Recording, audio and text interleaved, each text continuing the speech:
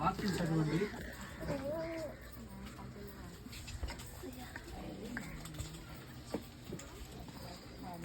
లూకా సువార్త 9వ అధ్యాయము 62వ వచనం.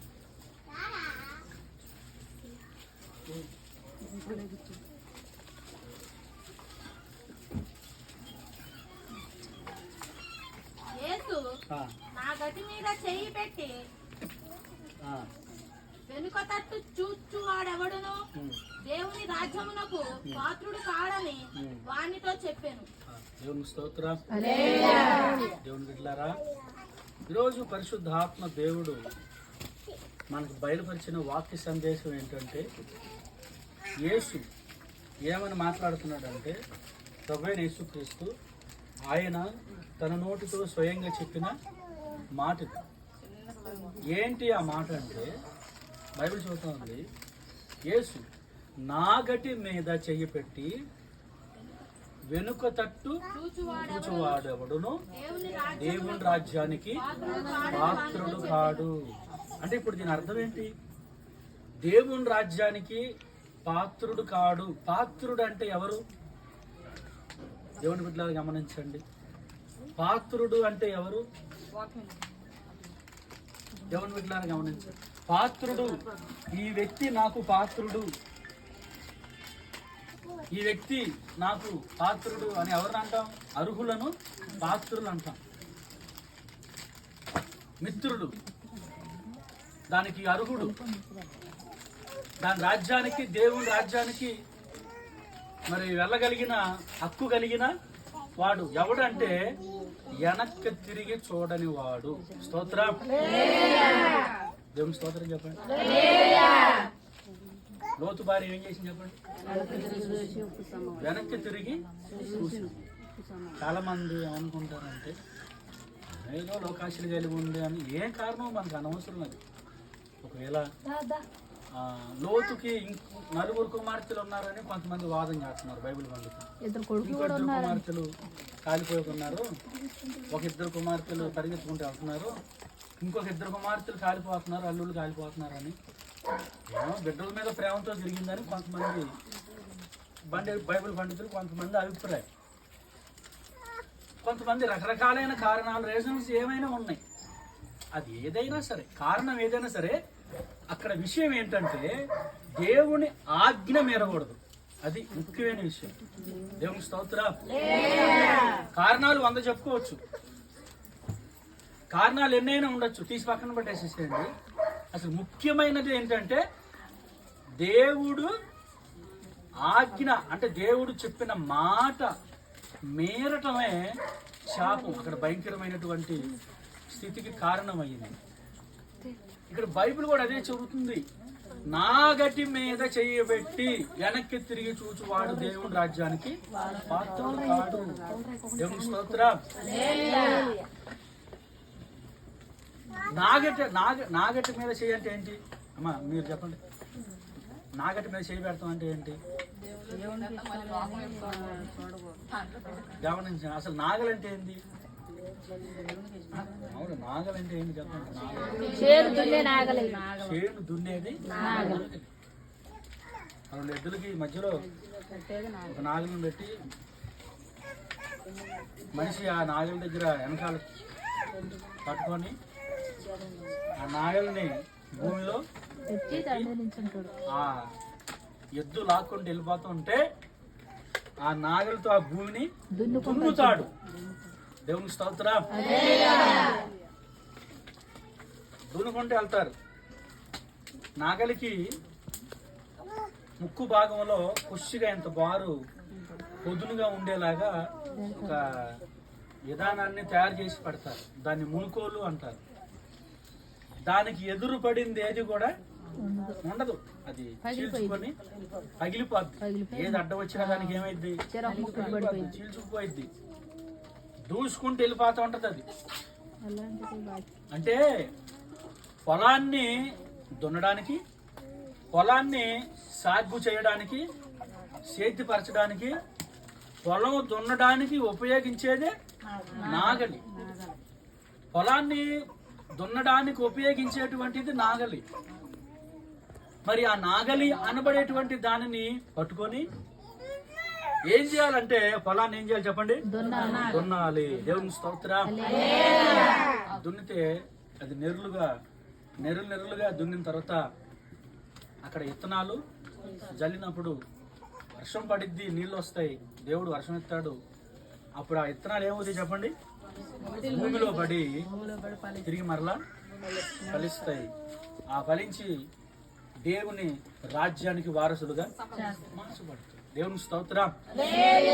ఇప్పుడు వాక్యం ఏంటంటే నాగలి మీద చెయ్యి పెట్టి, అంటే ఆ పొలాన్ని దున్నడానికి, సేద్యపరచడానికి, ఆ పనిని చేయడానికి ఒక వ్యక్తి తనను తాను సమర్పించుకొని వచ్చి దాని మీద చెయ్యి పెట్టి దున్నుకుంటూ వెళ్ళే కార్యక్రమంలో ఏం జరుగుతుందంటే, కొంచెం దున్నిన తర్వాత ఏమనిపించింది అంటే, దేవుని బిడ్డలారా, అబ్బో ఇది గట్టిగా ఉంది, లేకపోతే ఇది కొంచెం కష్టంగా ఉంది, లేకపోతే ఇది కొంచెం ఇబ్బందిగా ఉంది, ఇందులో నాకు కొన్ని ఇబ్బందులు వస్తున్నాయి, కొన్ని కష్టాలు వస్తున్నాయి, కొన్ని శ్రమలు వస్తున్నాయి, దీంట్లో మీరు దున్నుకుంటూ వెళ్ళాలంటే ఇదేమో.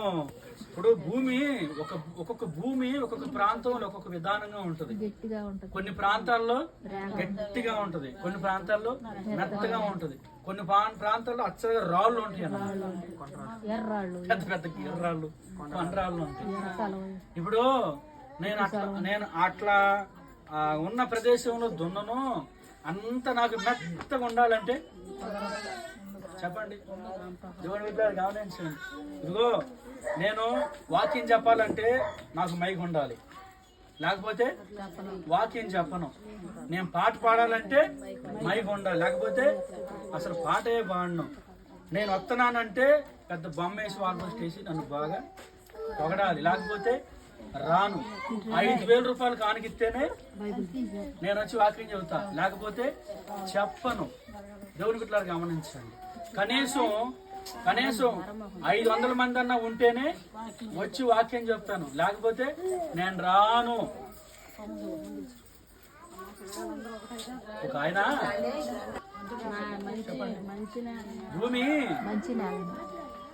భూమి ఎలా ఉంటది అంటే ఒకే విధానంగా ఉంటుంది. ఒక్కొక్క ప్రాంతంలో ఒక్కొక్క విధానంగా ఉంటుంది. దేవుని బిడ్డలారా గమనించండి. కొన్ని గెట్లు వస్తాయి, కొన్ని ఎత్తు పొలాలు వస్తాయి, కొన్ని రాళ్ళు తగులుతాయి, మధ్యలో తగిలితే రాయి తగిలినప్పుడు ఏం చేయాలి? రాయి తగిలితే ఏం చేయాలి? నాకు వచ్చి నాగలే దాన్ని ఉడబీకి, నేను దొన్నలేను, నా వల్ల కాదని దాన్ని అక్కడ పడేసి దానికి తిరిగి వెళ్ళిపోతే దేవుడు ఏమంటున్నాడు చెప్పండి? ఏమన్నాడు దేవుడు? రాజ్యంలో చోటు నీకెవను అంటున్నాడు. దేవుని స్తోత్రం. ఇప్పుడు ఈ పని అంతా మనం ఎందుకు చేస్తున్నాం?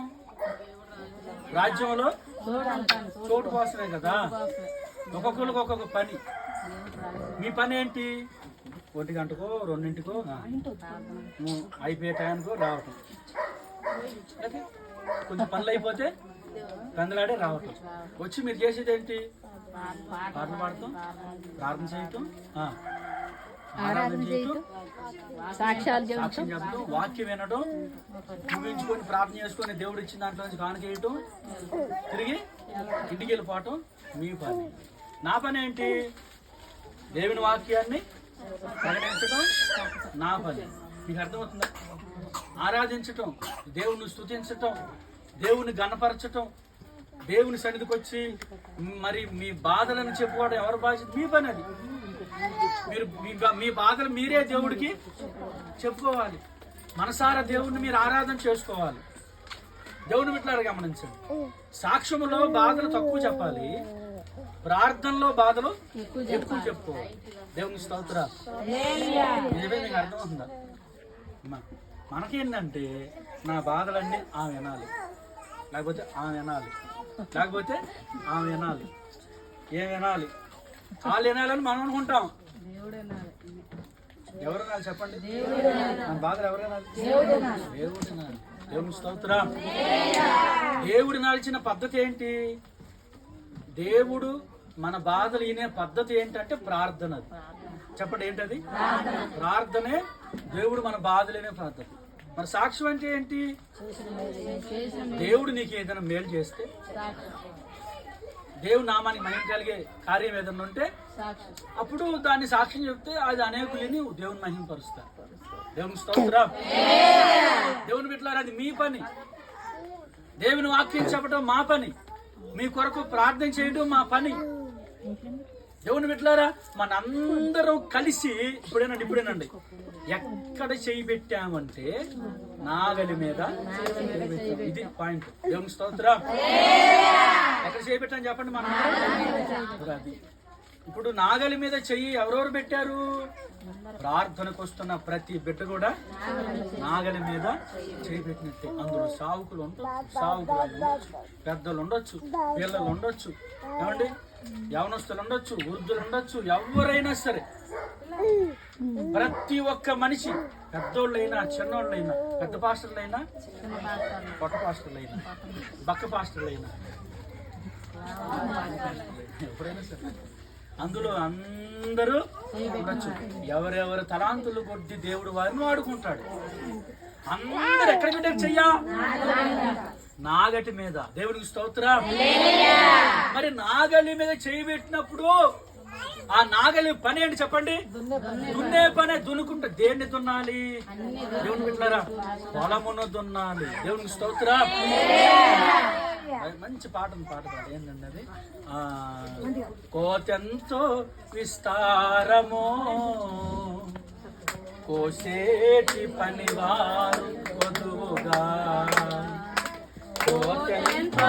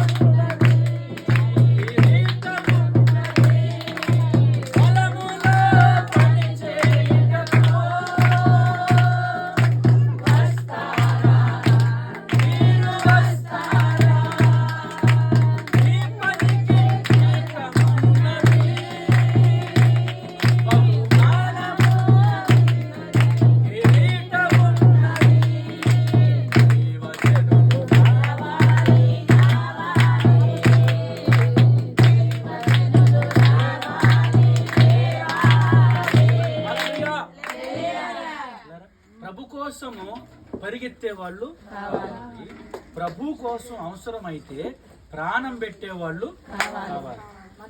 అర్థమైందా మీకు? ఇప్పుడు దేవుడి కోసం పరిగెత్తే వాళ్ళు కావాలంట. దేవుడి కోసం ప్రాణం పెట్టి అవన్నీ చెప్తా ఈరోజు మీకు. దేవునికి స్తోత్రం చెప్పండి. సో మనందరి పని ఏంటి చెప్పండి?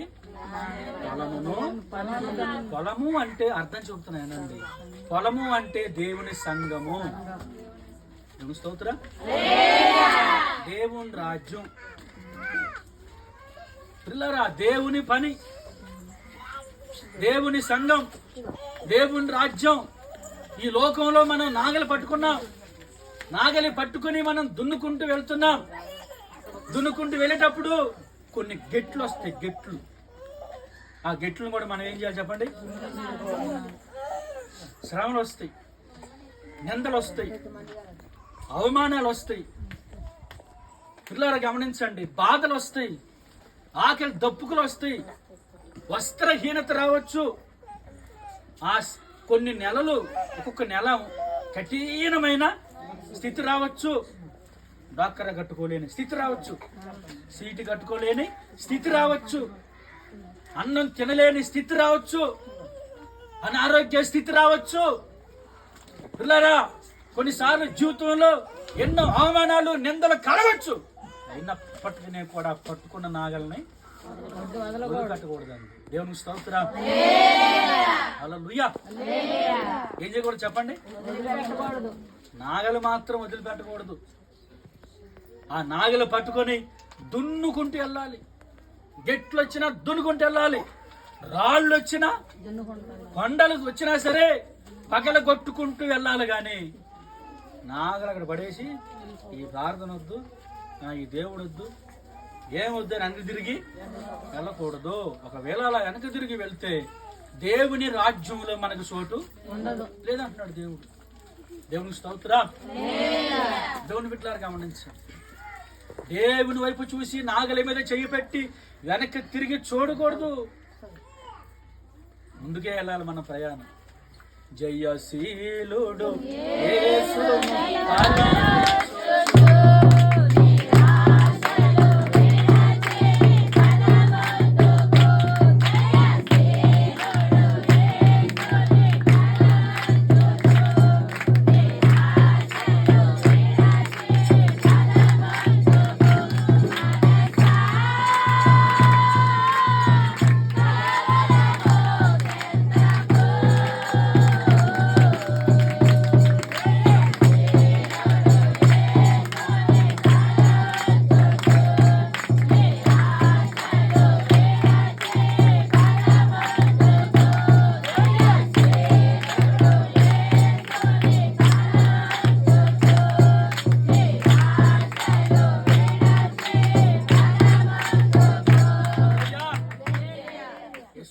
చెప్పిన కొన్ని నగ్న సత్యాలు చెప్తాం మీకు ఈరోజు. ఇంతే, చదవండి ఇంకొక వాక్యం.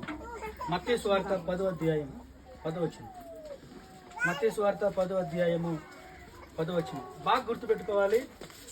బాగా చెవులు అన్ని నా వైపే, నా మూతి వైపే చెవులు పెట్టి మీరు దేవుని వాక్యాన్ని వినండి. అటు ఇటు తిరగమాకండి. చూడండి, పనివాడు తన ఆహారమునకు పాత్రుడు. దేవుని స్తోత్రం. ఏమండి, ఎవరు దేనికి పాత్రుడు? పని చేసేవాడు ఆహారమునకు పాత్రుడు. దేవుని స్తోత్రం. పని చెయ్యాలి, శాతనైన పని నువ్వు చెయ్యాలి.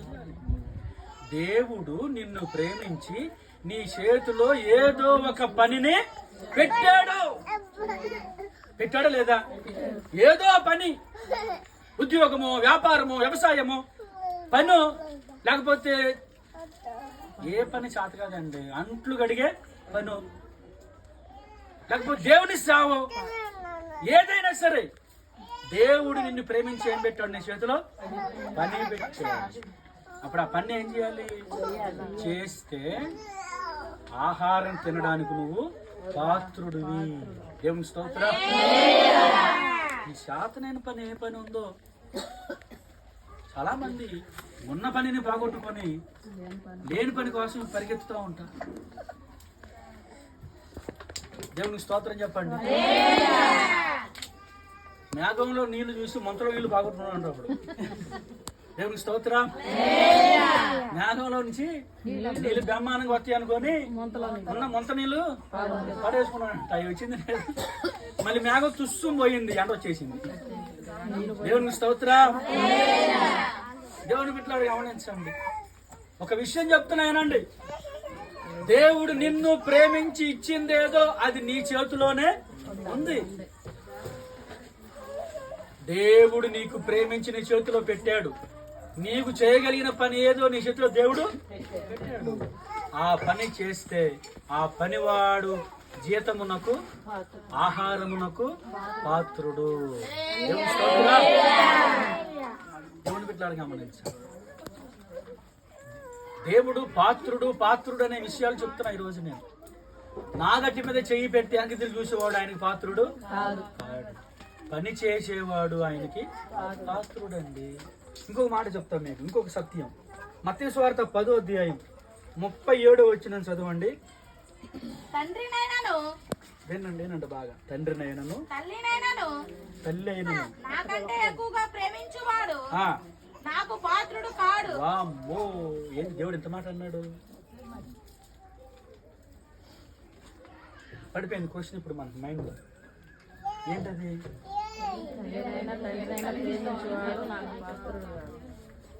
తల్లినైనను తండ్రినైనను నాకంటే ఎక్కువగా ప్రేమించేవాడు నాకు పాత్రుడు. ఎవరంటున్నారు ఈ మాటలు? ఇలా గమనించండి, ఈ లోకంలో మనం ఎక్కువగా ప్రేమించేదే అమ్మనే నాన్న. కానీ బైబిల్ ఏమంటుంది? నాకంటే ఎక్కువగా నువ్వు అమ్మని నాన్న కూడా ప్రేమించొద్దని బైబిల్ చూస్తుంది. ఈ మాట ఎక్కడికైనా వెళ్తే నన్ను ఊరుకుంటారు చెప్తే ఈ అంబడిపడి ఎవరా పాస్టర్ నువ్వు తల్లిదండ్రులే ముందు తర్వాత ఏదైనా అంటారు కదా. కానీ బైబిల్ ఏం చదువుతుంది? బైబిల్ ఏం చదువుతుందంటే తల్లినైనను తండ్రినైనను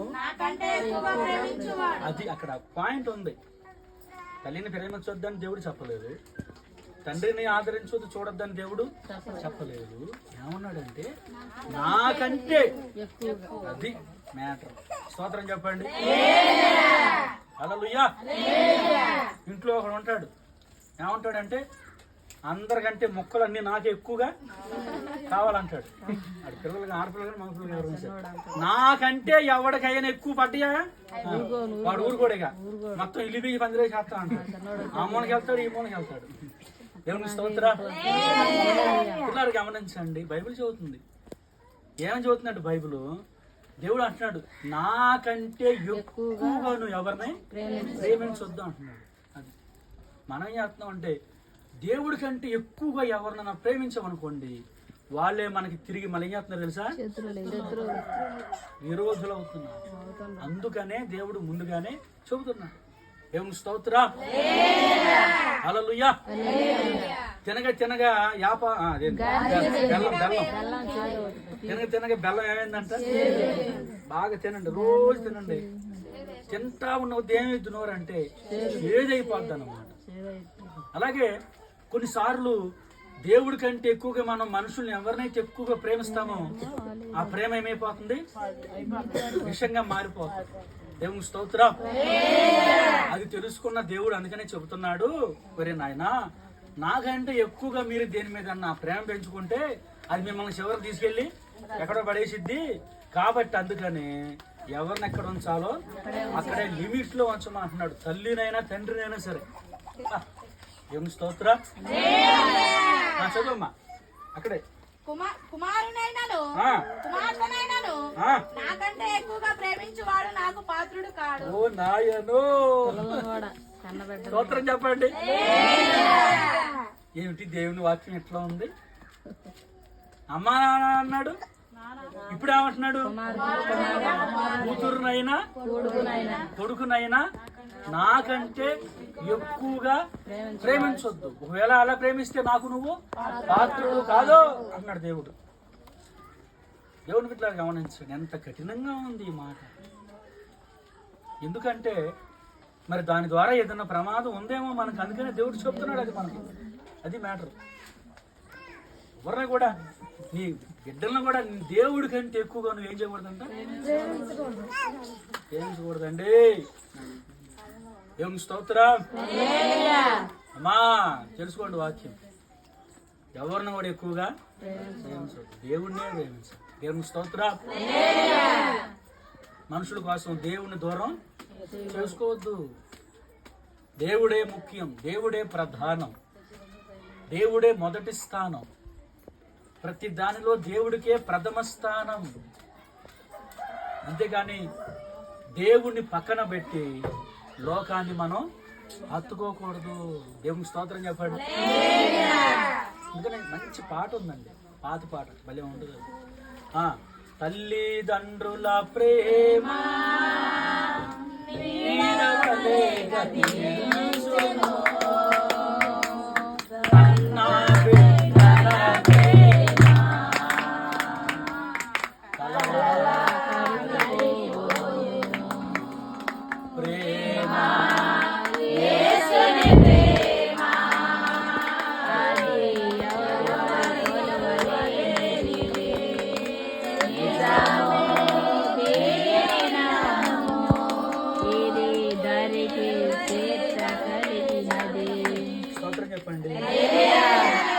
ఏమంటున్నాడు దేవుడు?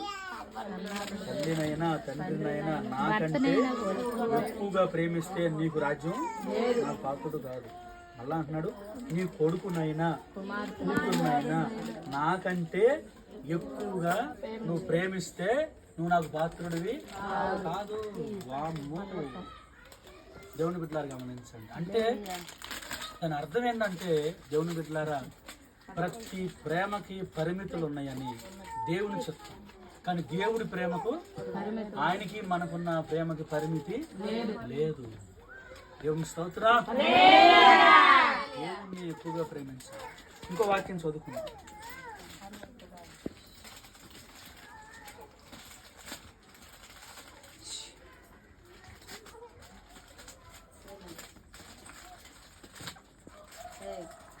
మత్తయి సువార్త 10వ అధ్యాయం 38వ వచనం. ఇది చెప్పి ముగిస్తాను. సాక్షి అమ్మా ఏనండి బాబు. తన సిలువను ఎత్తుకొని నన్ను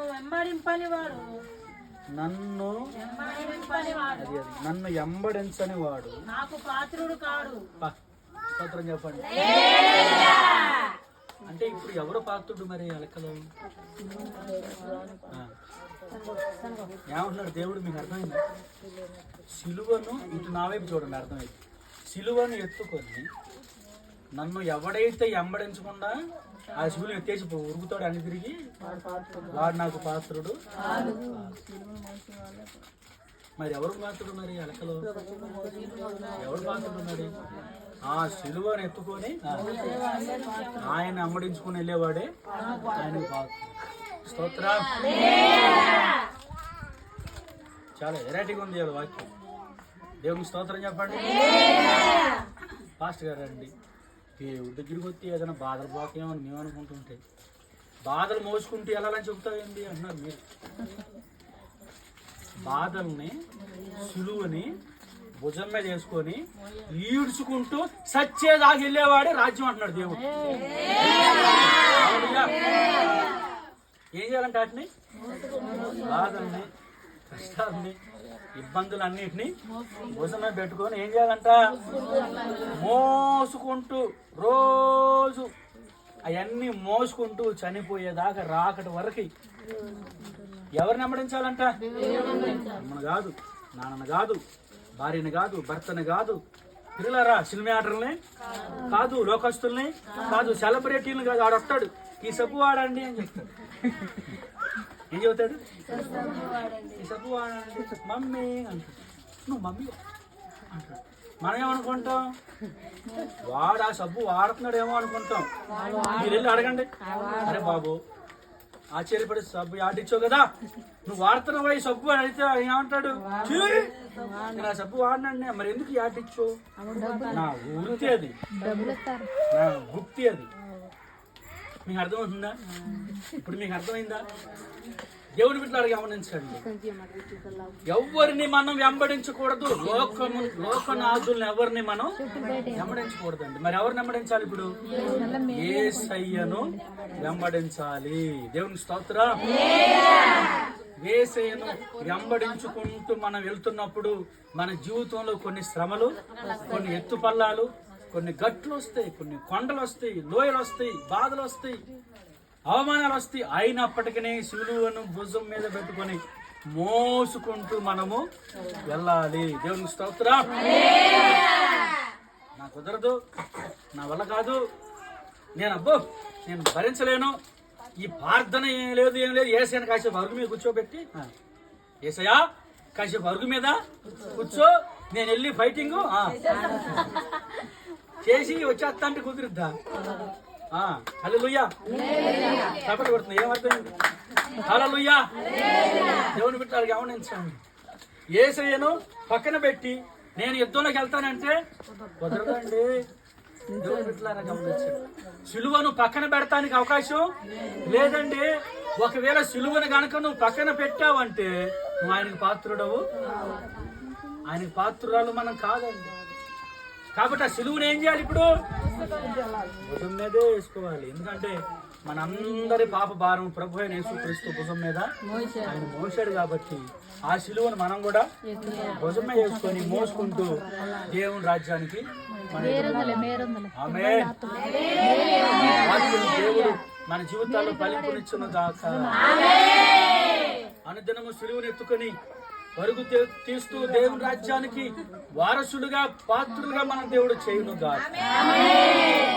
ఇప్పుడు చెప్పండి, నాగటి మీద చేయి పెడతారా అని చెప్తారా? చేయి పెట్టి దున్నుకుంటూ వెళ్తారా? అని తిరిగి దున్నుకుంటూ వెళ్ళాలి. దేవుని స్తోత్రం.